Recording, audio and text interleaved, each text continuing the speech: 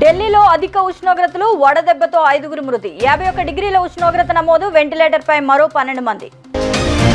279 రీఛార్జ్తో 45 రోజులు వ్యాలిడిటీ అందించిన Airtel 2GB డేటాకు మాత్రమే పరిమితం అపరిమిత కాలింగ్కు అవకాశం కేజ్రీవాల్ 100 కోట్లు డిమాండ్ చేసినట్లుగా ఆధారాలు ఉన్నాయి అరెస్ట్ చేయడానికి ముందే ఆధారాలు సేకరించామన్న ఈడీ చేతులు కలిపిన కిమ్ పుతిన్ కీలక ఒప్పందంపై సంతకాలు బాహ్య దేశం దూకుడు ప్రదర్శిస్తే ఉమ్మడిగా ఎదుర్కోవాలని నిర్ణయం 2050 నాటికి మార్కెట్ క్యాపిటలైజేషన్ $40 ట్రిలియన్ భారత స్టాక్ మార్కెట్లపై గౌతమ్ అదానీ ఆసక్తికర వ్యాఖ్యలు కేన్ విలియమ్సన్ సంచలన నిర్ణయం కెప్టెన్సీకి గుడ్ బై టీ20 ప్రపంచ కప్ 2024లో కివీస్ పేలవ ప్రదర్శన నీట్ వివాదంపై కాంగ్రెస్ విపక్షాల సీరియస్ 21న దేశవ్యాప్త నిరసనలకు పిలుపు పార్లమెంట్లోని విగ్రహాలను మళ్లీ తీసుకురండి విగ్రహాల తరలింపుపై ప్రభుత్వానికి ఖర్గే అల్టిమేటం జూన్ 21న అంతర్జాతీయ యోగా దినోత్సవం కాశ్మీర్లో యోగా చేయనున్న ప్రధాని మోదీ కర్ణాటక చెన్నపట్నకు రాజీనామా చేయనున్న కుమారస్వామి అక్కడి నుంచి పోటీకి డీకే శివకుమార్ యోచన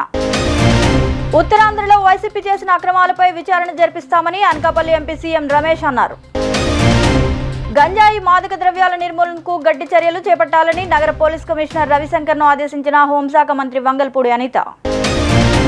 టమాటా ఉల్లి ధరలు రోజురోజుకు పెరుగుతున్నాయి దీంతో వినియోగదారులు వాటిని కొనలేక ఇబ్బంది పడుతున్నారు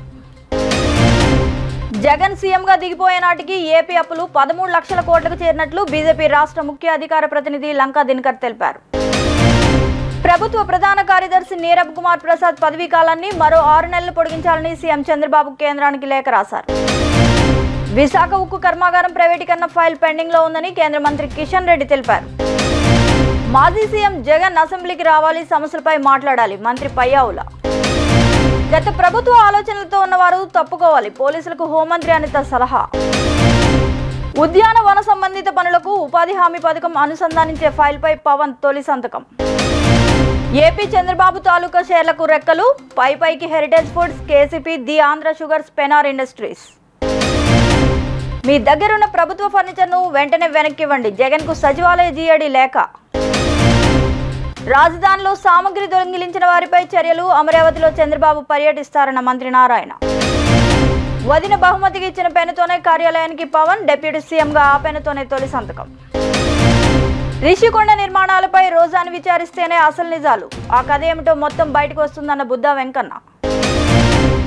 విద్యారంగంలో సంస్కరణలకు యువనేత లోకేష్ శ్రీకారం ఐటీ ఎలక్ట్రానిక్స్ లో ఉద్యోగాల కల్పనకు యాక్షన్ ప్లాన్